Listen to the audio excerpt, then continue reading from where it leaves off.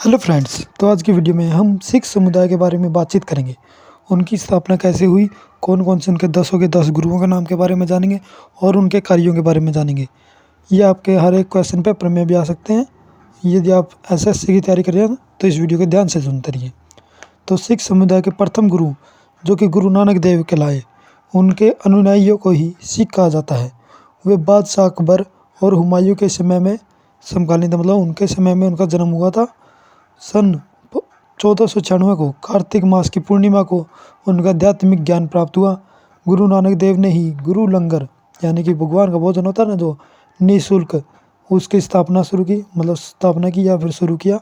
उन्होंने अनेक संगत यानी धर्मशालाएं और पंगत यानी लंगर की स्थापना की। ध्यान रखना, संगत को क्या कहते हैं, धर्मशाला, और पंगत को लंगर कहते हैं।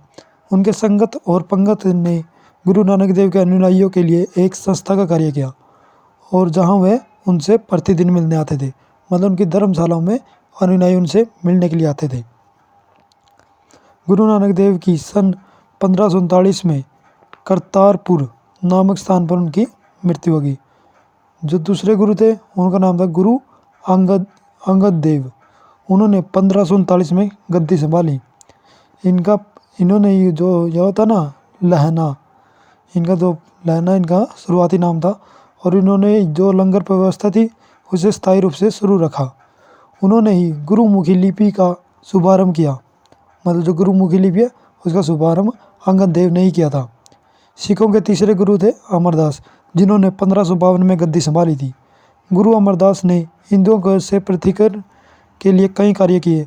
उन्होंने उनकी शादी व्यवस्था थी, जो शादी करने की व्यवस्था है, मतलब जो रीति रिवाज है शादी के, उन्हें अलग कर दिया गया, और उन्हें लवन पद्धति चलाई, जिसमें वे गुरुद्वारों में शादी करते हैं। उसके बाद अकबर ने गुरु जो अंगद देव थे ना, जो अमरदास थे, गोविंदवाल में जाकर उनसे भेंट की थी। मतलब अकबर भी गुरु अमरदास से मिलने के लिए आया था, और उनकी पुत्री जो बीबी बानु थी उसे कई गांव दान में दिए। अमरदास की ने 22 गद्दियों का स्थापना की। ध्यान रखना, 22 गद्दियों की स्थापना की, और हर एक पर एक महंत, मतलब यानी एक पुजारी को नियुक्त कर दिया। बीबी के पति जो थे ना, उसकी पुत्री थी, उसके पति सिखों के चौथे गुरु के रूप में मतलब उभर कर आए, जिन्हें गुरु रामदास के नाम से जाना जाता है। उन्होंने अमृतसर नामक जलाशय को खुदवाया और उस पर अमृतसर नगर की स्थापना की। गुरु रामदास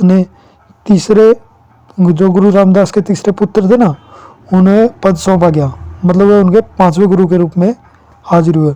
और 1581 में गुरु अर्जुन देव उनके 5वें गुरु के रूप में गद्दी पर स्थापित हो गए। उन्होंने आदि ग्रंथ यानी जो सिखों के ग्रंथ है ना, उसका निर्माण किया। गुरु अर्जुन देव ने अमृतसर जलाशय के मध्य हरमंद साहिब का निर्माण करवाया। राजकुमार खुसरो की सहायता करने के कारण जहांगीर ने 1606 में उनकी मृत्यु करवा दी गई। सिखों के छठे गुरु हरगोविंद सिंह, उन्होंने सिखों को एक सैन्य संगठन का रूप दिया और अकाल तख्त यानी ईश्वर का सिंहासन का निर्माण करा। वे अपने सिंहासन के दोनों तरफ एक 2 तलवारें बांध के रखते थे, और उनके दरबार में नगाड़े भी बजाए जाते थे। उन्होंने अमृतसर की किलेबंदी भी करवा दी थी। सिखों के 7वें गुरु जो कि हर राय सिंह थे, उन्होंने 1645 में गद्दी को संभाला। उन्होंने दर्रा सिकोहा को मिलने आने के लिए उन्हें आशीर्वाद भी दिया, मतलब दर्रा सिकोहा था ना जो, उसको आशीर्वाद भी दिया था। अब बारी सिखों के 8वें गुरु की बारी, जो है हरकिशन सिंह। उनकी मृत्यु चेचक से हो गई थी, मतलब उन्हें चेचक की बीमारी हो गई थी, और उसी कारण उनकी मृत्यु हो गई थी। वे वही जो कि पहले गुरु थे, जो औरंगजेब से मिलने के लिए गए थे, और उन्होंने उसे मतलब गुरु पद के बारे में समझाया था।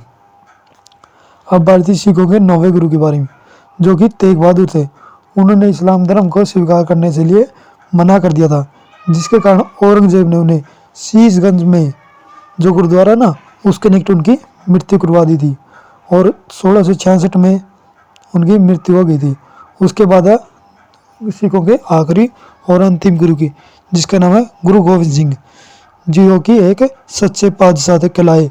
उनका जन्म 1666 में पटना में हुआ था।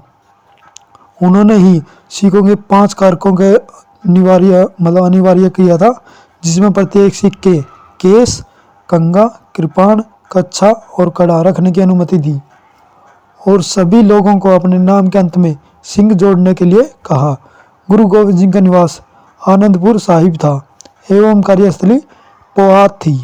उनके 2 पुत्र थे, फतेह सिंह और जोरावर सिंह, जो कि सरहिंद में मुगलों की फौजदार वजीर खान ने उन्हें दीवार में चिनवाया था। वही वो दोनों पुत्र अर्जुन देव के थे। 1699 में वैसाखी के दिन गुरु गोविंद सिंह ने खालसा पंथ की स्थापना की थी। खालसा पंथ आपको जानते भी होंगे, जो ये निगाह सिख होते हैं ना, उन्हें खालसा पंथ के अनुयायी माना जाता है। उसके बाद उन्होंने पाहु प्रणाली की शुरुआत भी गुरु गोविंद सिंह ने की थी और उन्होंने उनके धार्मिक ग्रंथ कौन सा था, आदि ग्रंथ, उसको एक वर्तमान रूप दिया, आधुनिक बना दिया और उसे गुरुवाणी कहा और सिख संप्रदाय का गुरु का कार्य करेगी। यही वाणी है जो गुरु का कार्य करेगी। उसके बाद उनका कोई गुरु नहीं हुआ। सिखों के सिर्फ 10 गुरु थे और गुरु गोविंद सिंह की हत्या 1708 में नांदेड़ नामक स्थान पर गुल खां नामक पठान ने कर दी थी। Thank you very much.